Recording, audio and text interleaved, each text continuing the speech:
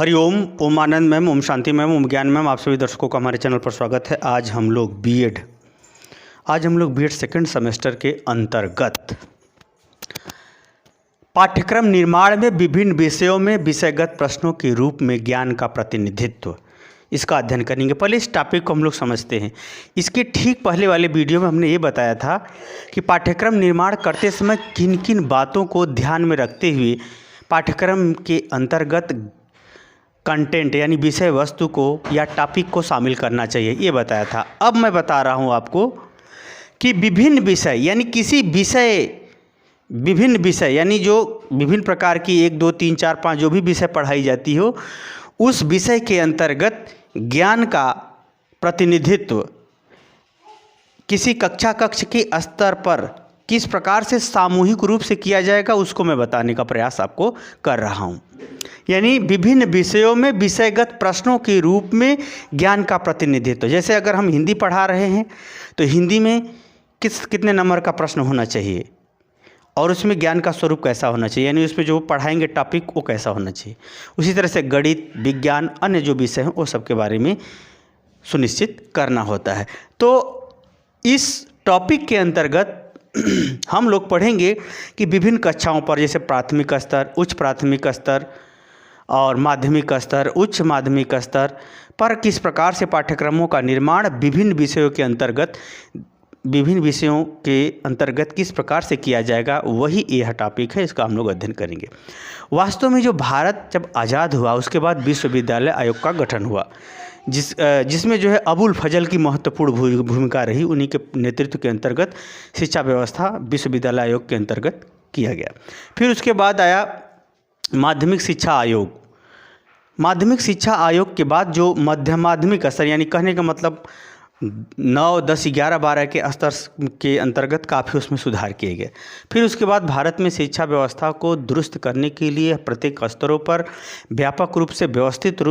व्यापक रूप से हर स्तर पर शिक्षा को व्यवस्थित करने के लिए पाठ्यक्रमों का निर्माण की जिम्मेदारी के लिए एक आयोग गठित किया गया, जिसको भारतीय शिक्षा आयोग कहते हैं, जो 1964 में गठित किया गया और 1966 में अपनी रिपोर्ट प्रस्तुत की, जो 300 से अधिक पेज में जो है वो अपना रिपोर्ट प्रस्तुत की कि भारत की शिक्षा व्यवस्था प्रारंभ से लेकर यानी 1 से लेकर के हायर स्तर तक प्रत्येक पहलू पर, उसमें शिक्षक की योग्यता मापदंड, पाठ्यक्रमों का स्वरूप और जो है पाठ्य सहगामी क्रिया और वेतन, नियुक्ति, निवृत्ति, सब पहलुओं पर शिक्षा पर व्यापक रूप से अपना दस्तावेज इसने प्रस्तुत किया था इस आयोग ने। इस आयोग के जो अध्यक्ष थे उनका नाम था दौलत सिंह कोठारी। इसीलिए इस आयोग को दौलत सिंह कोठारी आयोग भी कहा जाता है। ये जो है आयोग 1966 में अपनी रिपोर्ट प्रस्तुत करता है और इस रिपोर्ट में जो माध्यमिक स्तर तक का है पाठ्यक्रम, उसमें 10 वर्षीय पाठ्यक्रम प्रस्तुत किया। कितना? 10 वर्षीय, यानी 10 माध्यमिक स्तर की पढ़ाई को जो है 10 वर्षीय पाठ्यक्रम, माध्यमिक स्तर तक की पढ़ाई को 10 वर्षीय पाठ्यक्रम के अंतर्गत इन्होंने सुझाव दिया कि इन विषयों को पढ़ाया जाना चाहिए। तो इसी 10 वर्षीय पाठ्यक्रम को जो सुनिश्चित किया, उसी को उन्होंने विभिन्न कक्षाओं में बांट करके बताया कि किस कक्षा में किन किन विषयों का अध्ययन किया जाना चाहिए, जिसमें उन्होंने बताया 1 से 4 वर्ष इन्होंने निम्न प्राथमिक स्तर उसको नाम दिया। 5 से लेकर 7 तक का इन्होंने उच्च प्राथमिक स्तर का नाम दिया। फिर उन्होंने 8 से 10 तक को माध्यमिक स्तर का नाम दिया। 11 से 12 वर्ष के लिए जो पाठ्यक्रम बना था उसको उन्होंने उच्चतर माध्यमिक स्तर का नाम दिया था। इस प्रकार से इन्होंने नाम देते हुए और जो है विषयों का निर्धारण किया, ताकि विषयगत ज्ञान के साथ विषयगत प्रश्नों का चुनाव करते हुए अधिगमकर्ता या विद्यार्थी का व्यवस्थित रूप से उसके योग्यता क्षमता के आधार पर विभिन्न कक्षाओं में उसका सही मूल्यांकन, सही ज्ञानवर्धन, सही योग्यता का विकास सही दिशा में हो सके। इन सब बातों को ध्यान में रखते हुए यह आयोग ने अपनी रिपोर्ट प्रस्तुत किया था। 10 वर्षीय पाठ्यक्रम को इन्होंने विभिन्न वर्षों में बांटा था और वर्षों में बांट करके उन्होंने अपने सुझाव विभिन्न विषयों के अंतर्गत ज्ञान का प्रतिनिधित्व करने हेतु पाठ्यक्रम का निर्माण किया था। अब अगर हम बात करें 1 से 4 वर्ष को उन्होंने क्या नाम दिया था? निम्न प्राथमिक स्तर। इस पर इन्होंने सिलेबस यानी पाठ्यक्रम बनाते समय उन्होंने बताया कि एक भाषा वह या तो मातृभाषा हो, ध्यान रखिएगा यहाँ से ऑब्जेक्टिव क्वेश्चन पूछे जाते हैं। हालांकि मैं संक्षेप में ही करके पढ़ा सकता था या फिर 1986 या 88 की ही बात बता करके जो हम आगे बढ़ सकते थे, लेकिन यहाँ से थोड़ा सा क्वेश्चन पूछे जाते हैं, इसीलिए मैं इसको शामिल कर रहा हूँ आपके जो है जानकारी हेतु वीडियो बना रहा हूँ। क्योंकि जैसे होता है ना कि कोई भी विषय बहुत ज़्यादा लेंदी है तो हम लोग अधिगमकर्ता की आवश्यकता और उपयुक्तता को ध्यान में रखते हुए उसको शॉर्ट भी कर देते हैं और ज़्यादा आवश्यक होता है तो डिटेल भी करके वीडियो बना देते हैं।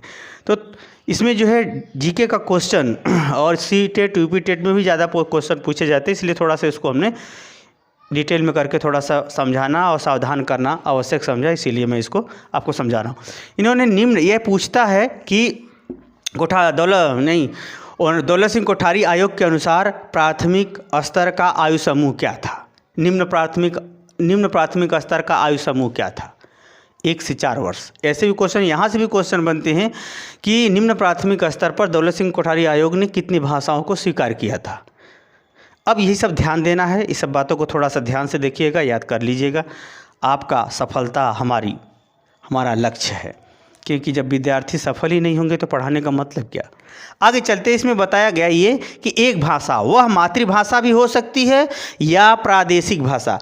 वास्तव में प्रदेश जैसे जहाँ हिंदी बोली जाती है वहाँ माताएं भी हिंदी बोलती हैं और वहाँ प्रदेश की भाषा भी हिंदी रहती है। तो यहाँ पर एक विषय का सूत्र दिया गया प्राथमिक स्तर पर, निम्न प्राथमिक स्तर पर या तो वह मातृभाषा हो या फिर प्रादेशिक भाषा हो, उसमें शिक्षा होनी चाहिए।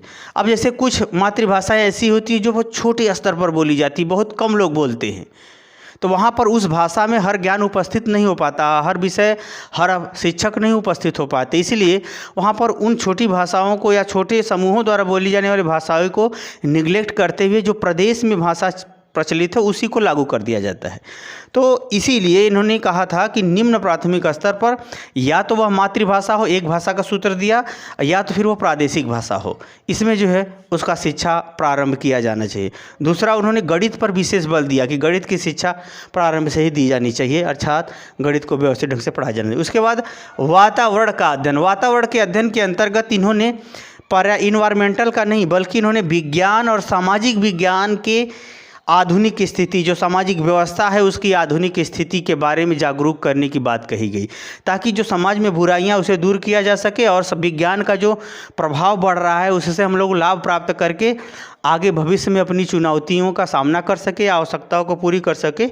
इसलिए इन दोनों विषयों को वातावरणीय अध्ययन के साथ वातावरणीय अध्ययन के रूप में शामिल किया गया प्राथमिक स्तर पर। अगला है सृजनात्मक शक्तियाँ। सृजनात्मक शक्तियाँ का मतलब ये होता है कि बच्चों को स्वयं से कुछ करके सीखने का या निर्माण करने का प्रोत्साहन देना, जज्बा देना या गतिविधियों में आगे बढ़ाने संबंधी बातों को, कला कौशल को बढ़ावा देने की बात भी इस निम्न प्राथमिक स्तर के पाठ्यक्रम के अंतर्गत विषय के रूप में शामिल किया गया। अगला है कार्य अनुभव एवं समाज सेवा। जैसे आदमी जब पूरी कोई चीज़ रट लिया जाए तो अलग बात होता है, अनुभव के साथ याद कर लिया जाए तो अलग बात होता है। तो करके सीखने पर ज़्यादा बल दिया गया बालकों के लिए। ऐसे पाठ्यक्रमों के निर्माण पर ऐसे विषय के रूप में शामिल किया गया। और समाज सेवा के अंतर्गत जो समाज के लिए ऐसे जैसे सड़क है, पेड़ लगाना है या सरकारी संपत्ति की रक्षा करना है, राष्ट्र के पर्व को मनाना है, राष्ट्र के महत्व को समझना है, राष्ट्र के प्रति अपने दायित्व को समझना है, इन सब संबंधी गतिविधियां और जानकारियों को भी एक विषय के रूप में शामिल किया गया। अगला गया स्वास्थ्य शिक्षा, जिसमें व्यायाम, खेलकूद, कौशल ये सब गतिविधियां शामिल की गई, जिसके लिए यह 6 विषय बने थे और 1 से 5 तक इसके अंदर एक सामान्य जानकारी, बोझ नहीं बनाना था, एक सामान्य जानकारी एक बालक को देने संबंधी विषयों के रूप में चुनाव किया गया या विषयों का निर्माण किया गया। ये रहा निम्न प्राथमिक स्तर पर दौलत सिंह कोठारी आयोग द्वारा विषय के अंतर्गत ज्ञान का चयन या पाठ्यक्रम के निर्माण की बात। उसी तरह से अब देखते हैं उच्चतर प्राथमिक स्तर, जिसको 5 से 7 वर्ष, ये वाला वर्ष याद रखिएगा। उच्चतर प्राथमिक स्तर में 5 से 7 वर्ष यानी कक्षा 5 से लेकर कक्षा 7 तक के बच्चे इसमें पढ़ते थे। तो इसके अंतर्गत इन्होंने क्या किया था, 2 भाषा सूत्र दिया था कि 2 भाषाओं की जानकारी दिया जाना आवश्यक है। एक तो या तो मातृभाषा हो या तो प्रादेशिक भाषा हो, इसको ध्यान रखिएगा। दूसरा में या तो हिंदी वह राष्ट्रभाषा जानता हो या फिर वो अंग्रेजी जानता हो। इसलिए 2 भाषा सूत्र दौलत सिंह कोठारी आयोग द्वारा उच्चतर प्राथमिक स्तर पर सुनिश्चित किया गया। पहला ध्यान रखिएगा कि मातृभाषा या फिर प्रादेशिक भाषा, दूसरा या तो वो हिंदी उसको शिक्षा दी जाए या तो फिर अंग्रेजी की दी जाए।